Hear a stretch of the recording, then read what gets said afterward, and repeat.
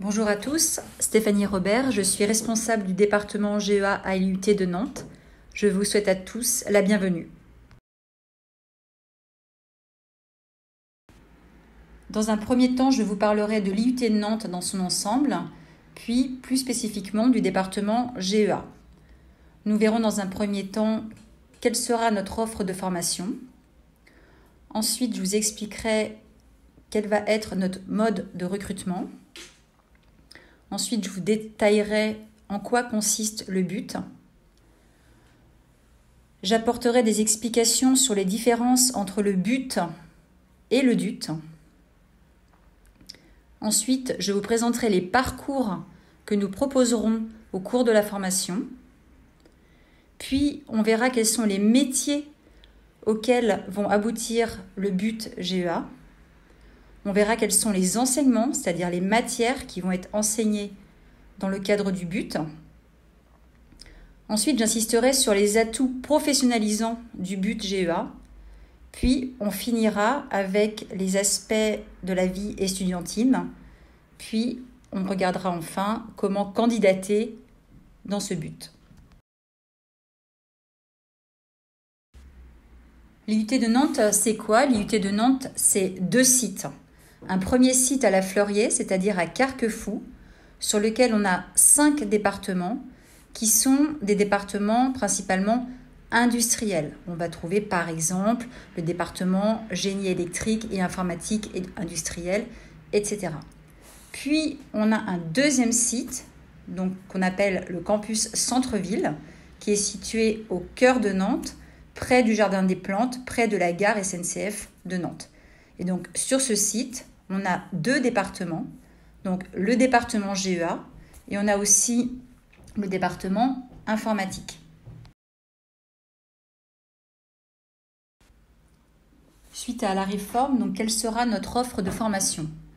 Donc, nous proposerons principalement le but GEA, donc le but voulant dire bachelor universitaire de technologie, GEA voulant dire gestion des entreprises et des administrations. Donc, nous proposerons principalement donc, le but GEA, mais aussi, après le but GEA, nous proposons le master comptabilité, contrôle, audit, qui est une formation en 2 ans en alternance, donc qui se fait bien en 4e et 5e année, donc après le but. Puis, nous proposerons aussi le DUETI, donc le diplôme universitaire d'études technologiques internationales. Donc cette formation permet à l'issue des 2 premières années de but de partir faire une licence à l'étranger. Nous avons donc des partenariats principalement avec 3 pays, l'Irlande, le Québec et l'Australie. Actuellement, nous avons environ une 40aine d'étudiants par an qui partent en 3e année, donc poursuivre à l'étranger dans le cadre de ce DUETI. À la rentrée prochaine, nous allons ouvrir 7 groupes de but, donc en première année, 7 groupes de 30 étudiants. Comment nous allons recruter ces étudiants?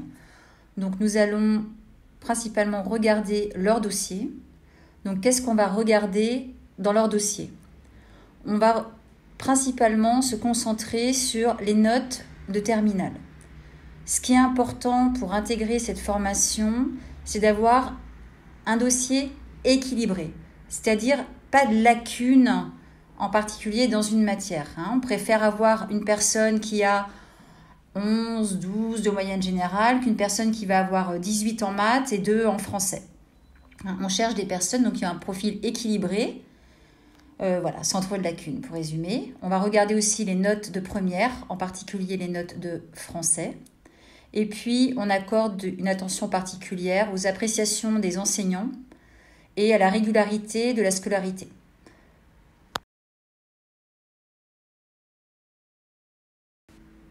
Maintenant, nous allons voir pour les bacs généraux quelles sont les spécialités qui sont les plus adaptées pour ensuite réussir dans le but GEA. Donc, on a principalement 5 spécialités. La première, c'est histoire, géographie, géopolitique et sciences politiques. La deuxième, c'est langue, littérature et culture étrangère. La troisième, c'est mathématiques. La quatrième, c'est numérique et sciences informatiques. Et enfin, une autre spécialité qui est bien adaptée, c'est donc sciences économiques et sociales. Je reviens quelques secondes sur les mathématiques. Donc effectivement, dans le cadre du but GEA, on a des matières quantitatives telles que la comptabilité, le contrôle de gestion, la finance. Donc un niveau minimum en maths est requis. Souvent, on nous pose une question par rapport à cette SPEMAT, donc je vais apporter quelques précisions. La SPEMAT en première est suffisante et on préconise, mais ce n'est pas obligatoire, de suivre l'option maths complémentaire en terminale.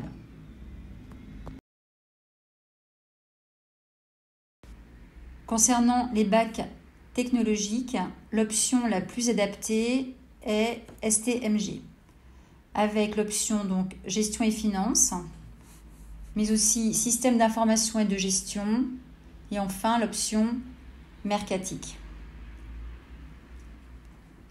On peut aussi donc intégrer le but GEA avec un DAEU option B.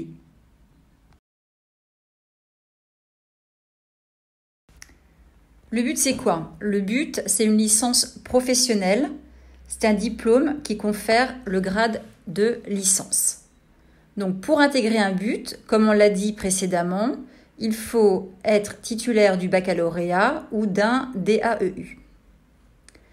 Lors de la première année du but, GEA, les étudiants suivent tous un enseignement commun. Et c'est à partir de la deuxième année qu'ils vont choisir des parcours. Des parcours, c'est un petit peu l'équivalent, si vous voulez, des options. Donc, à la fin de la première année, l'étudiant passe en but deuxième année. À la fin de cette deuxième année, quelque chose qui est important, c'est qu'il va être titulaire de ce qu'on appelle le DUT, donc un diplôme en 2 ans qui va conférer 120 ECTS. Donc à la fin de ces 2 années, l'étudiant, s'il le souhaite, peut quitter l'IUT pour poursuivre dans une licence générale à l'université ou dans une licence professionnelle qui est faite à l'extérieur de notre IUT ou encore pour poursuivre dans une école de commerce. Il peut aussi, s'il le souhaite, mais c'est assez rare au niveau de notre spécialité GEA, décider de s'insérer directement dans le milieu professionnel. S'il le souhaite, l'étudiant donc peut aussi poursuivre en 3e année. Et donc à la fin de cette 3e année, il sera titulaire d'une licence professionnelle. Alors, qu'est-ce qu'il se passe après cette année de but 3e année? Là, il y a 2 possibilités. Soit une insertion professionnelle en entreprise ou en association, enfin principalement en entreprise, pourquoi pas aussi dans une administration, ou alors l'étudiant va poursuivre ses études dans un master ou là encore dans une école de commerce.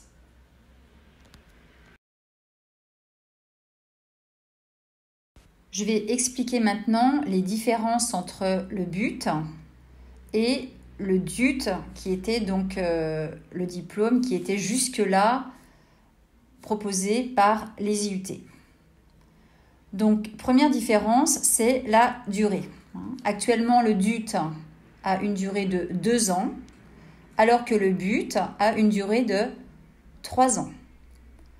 Le DUT actuel, c'est 120 ECTS, alors que le BUT, donc qui va ouvrir à la rentrée de septembre 2021, confère, comme on l'a dit tout à l'heure, une licence, donc forcément 180 ECTS. Ensuite, en ce qui concerne les volumes horaires, donc en DUT, on avait sur 2 années, on avait 1600 heures. de cours et de TD, alors que dans le cadre du BUT, sur 3 ans, on aura donc 2400 heures d'enseignement. Ce qui est important, c'est la différence de volume sur les projets tutorés. Donc en DUT, on avait 300 heures de projets tutorés. En BUT, on en a beaucoup plus puisqu'on passe à 600 heures. En 2 mots, qu'est-ce que c'est les projets tutorés? Ce sont des projets qui sont menés par les étudiants qui ont pour but de les rapprocher au maximum de l'environnement professionnel. J'en reparlerai un petit peu tout à l'heure, mais ça peut être par exemple l'accompagnement par des étudiants de personnes qui ont un projet de création d'entreprise. Ça peut être l'accompagnement par nos étudiants d'une association humanitaire, l'organisation d'un événement, des choses comme ça. Donc j'insiste un petit peu là-dessus puisque justement les projets tutorés vont prendre une place de plus en plus importante dans nos enseignements qui en fait vont devenir de ce fait, si vous voulez, de plus en plus pratiques. Pareil pour les stages, il y aura plus de stages que ce que nous proposions jusqu'à maintenant puisque au niveau du DUT, il y avait donc 10 semaines de stage en général, alors que dans le cadre du BUT, sur les 3 années, l'étudiant fera entre 22 et 26 semaines de stage. Autre point important, c'est l'accueil des bacs technologiques. Actuellement, les IUT accueillaient, alors ça dépend des spécialités, mais entre 15 et 45% de bacs technologiques. L'objectif pour le BUT, c'est d'atteindre plutôt 50% de bacs technologiques. Alors ensuite, au niveau du programme, il y aura possibilité pour chaque IUT d'avoir une adaptation locale qui va permettre en fait de proposer une formation un petit peu spécifique d'une ville à une autre ou d'un département à un autre pour s'adapter justement aux spécificités locales du tissu économique environnant.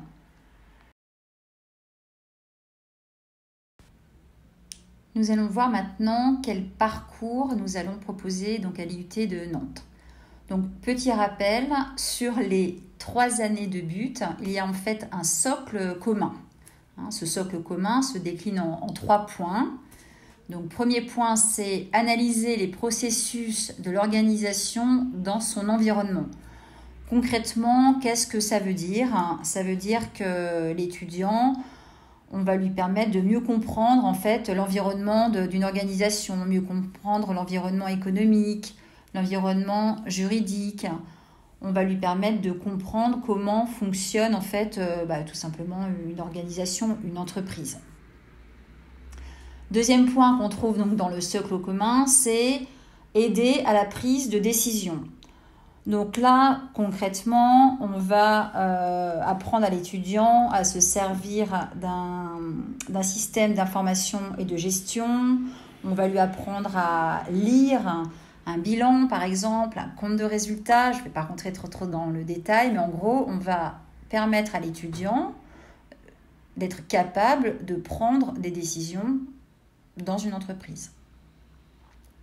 Troisième point de ce socle commun, donc c'est piloter les relations avec les acteurs internes ou externes de l'organisation. Donc là aussi, plus concrètement, qu'est-ce que ça veut dire? On va former l'étudiant sur différents aspects, donc la communication, le travail en groupe, la gestion de projet, voilà, des choses comme ça.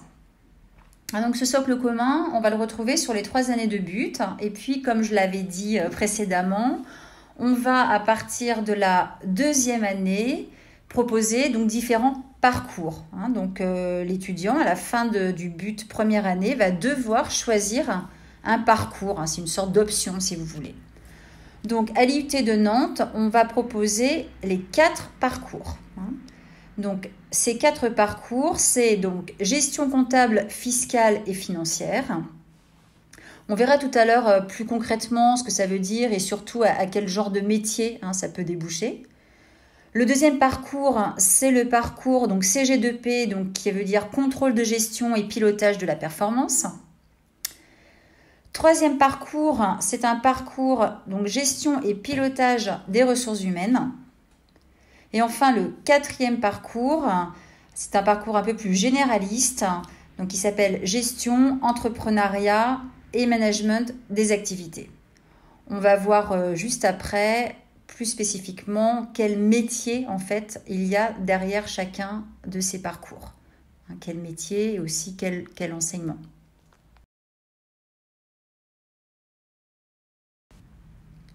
Nous venons de voir les parcours, on va voir maintenant quels sont les métiers auxquels aboutissent donc les différents parcours. Donc le premier parcours, c'est le parcours GC2F.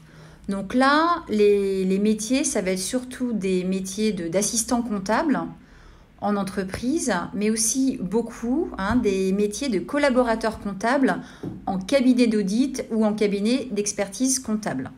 Donc ce ne sont pas forcément des métiers qui attirent beaucoup les jeunes, mais ce sont des métiers pour lesquels il y a énormément de débouchés et ce sont en fait des métiers qui sont très très intéressants mais qui ne sont pas forcément très très bien connus des lycéens.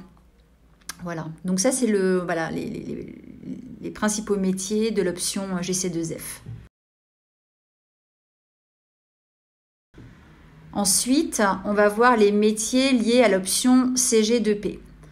Donc là, ce sont des métiers qu'on va surtout trouver dans plutôt des grosses entreprises. Et donc, c'est tous les métiers liés au contrôle de gestion. Alors, pour faire simple, qu'est-ce que c'est que le contrôle de gestion dans une entreprise? C'est quoi? C'est ce qui va permettre d'élaborer un budget pour une entreprise, prévoir, je vulgarise un petit peu, mais quelles vont être ses charges, quels vont être ses produits. On va essayer de piloter un petit peu cette entreprise, de voir où elle va et de mettre à disposition des décideurs des outils, des tableaux Excel, des choses comme ça, pour que l'entreprise puisse prendre les bonnes décisions.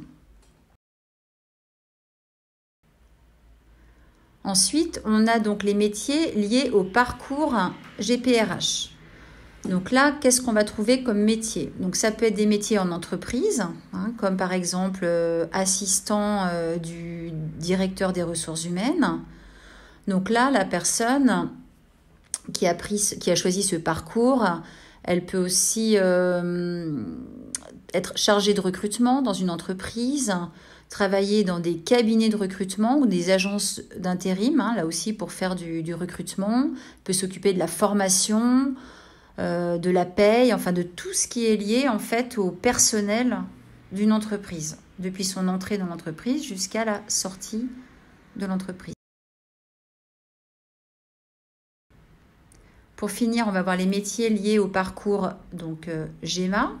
Donc là, c'est un petit peu plus diversifié. Qu'est-ce qu'on va trouver comme métier? On va trouver par exemple assistant marketing ou alors adjoint de direction dans une petite entreprise. Donc l'adjoint de direction, ça va être un peu le bras droit du dirigeant de l'entreprise dans une petite entreprise, une PME.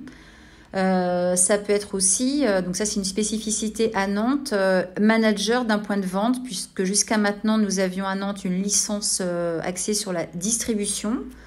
Donc nous avons beaucoup de contacts avec le milieu de la grande distribution. C'est pourquoi à Nantes, dans le cadre de l'adaptation locale, on va plus spécifiquement aussi former des managers de points de vente.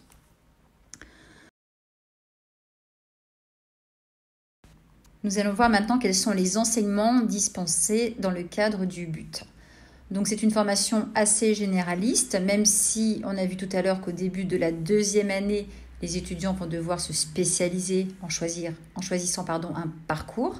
Mais donc au cours de ces 3 années, ils vont suivre beaucoup de matières telles que le management, la comptabilité finance, la fiscalité, l'économie, le droit, la communication, les langues vivantes qui seront là encore obligatoires, des cours de mathématiques, on ne va pas les oublier, mais aussi donc des cours de ressources humaines, des cours d'informatique, de psychologie et puis aussi des cours de marketing et donc de distribution.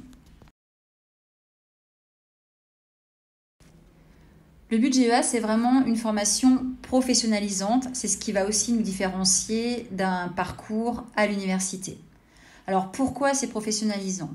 Parce qu'au cours des 3 années, on va proposer aux étudiants des activités donc de projets professionnels personnalisés.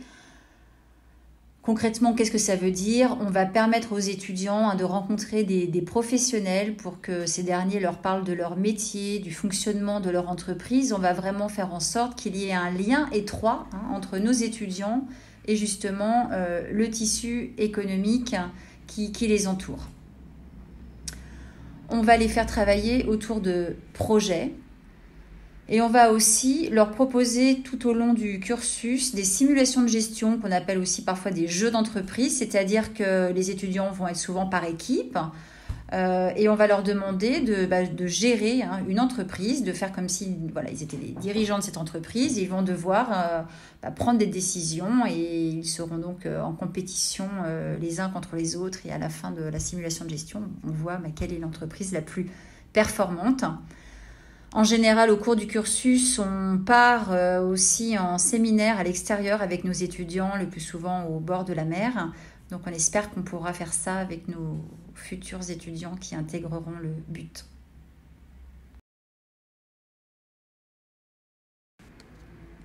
Pour finir sur ces atouts professionnalisants du but GEA, donc quelques éléments clés. Comme on l'a dit tout à l'heure, donc il y a beaucoup d'heures consacrées aux projets tutorés.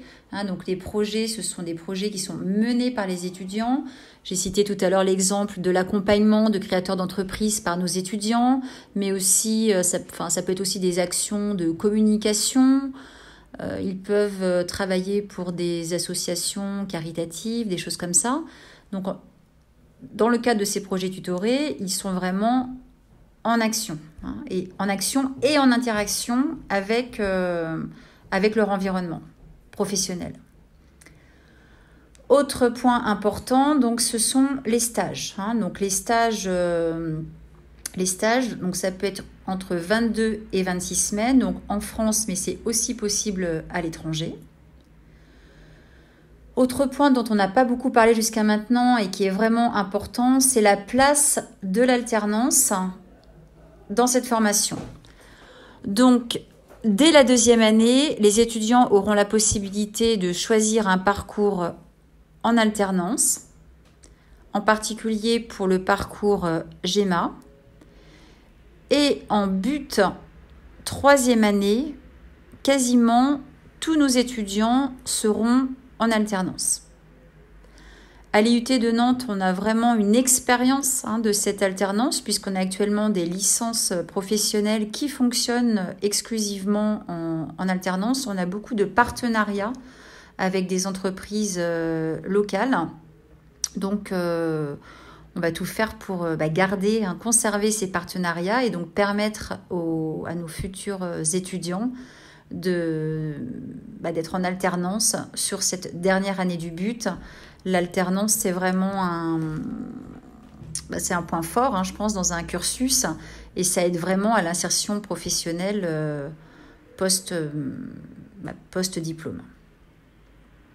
Bon, pour finir, mais on l'a déjà un petit peu dit, donc une grosse partie des heures d'enseignement, ce sont des enseignements pratiques, puisque c'est 40 à 50% des heures d'enseignement qui sont dédiées à des enseignements pratiques. Donc un peu de théorie, mais surtout beaucoup de pratiques avec des travaux de groupe et puis un accompagnement par des professionnels.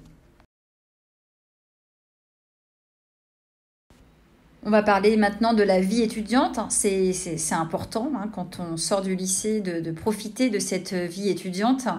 Donc à l'IUT de Nantes, on a la chance d'avoir des associations gérées par les étudiants qui sont très actives.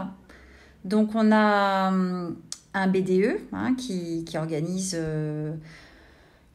des soirées, qui organise des événements, qui organise des séjours, parfois des séjours au ski. On a également le BDS, donc le Bureau des sports, qui organise aussi des activités sportives. Et puis sinon, on a, bon, là c'est plus dans le cadre institutionnel, on a donc une cafétéria hein, qui est gérée par le Crous. Et puis on a un espace documentation, une petite BU en fait dans nos locaux. Voilà, à proximité du campus centre-ville, il y a une résidence universitaire qui est gérée par le Crous. Voilà, au niveau pratique, bon, j'insiste un petit peu là-dessus, on a un emplacement en plein centre-ville, donc ça c'est agréable pour les étudiants. Et donc on est à 5 minutes grand max à pied de la gare, donc c'est très pratique pour les personnes qui viennent d'un peu loin. Et donc on est aussi tout près du Jardin des Plantes, donc on a un emplacement attrayant pour nos étudiants.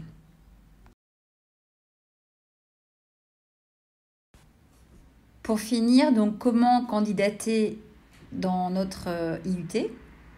Donc il faut obligatoirement passer par Parcoursup. Donc là, il y a trois phases clés. Hein. La première, c'est du 20 janvier au 11 mars. Donc là, les lycéens doivent s'inscrire et ajouter leurs vœux.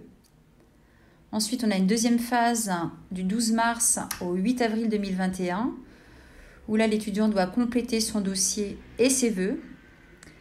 Et enfin, une troisième phase, donc du 27 mai au 16 juillet, période pendant laquelle donc, le lycéen recevra ses réponses et devra donc faire part de sa décision.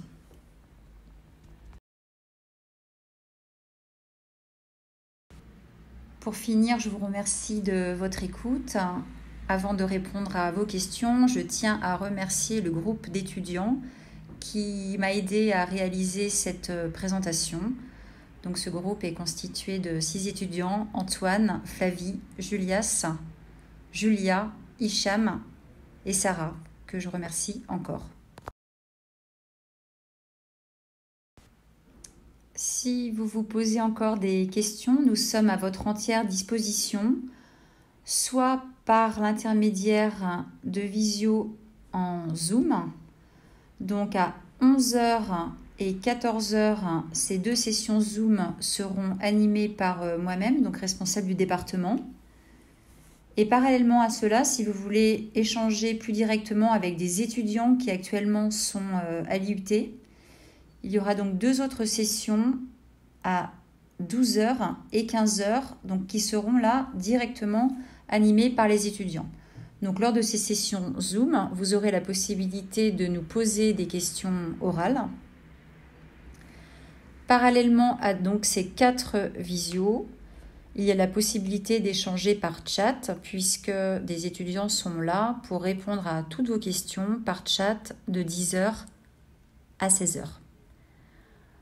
Voilà, merci beaucoup et on espère à bientôt.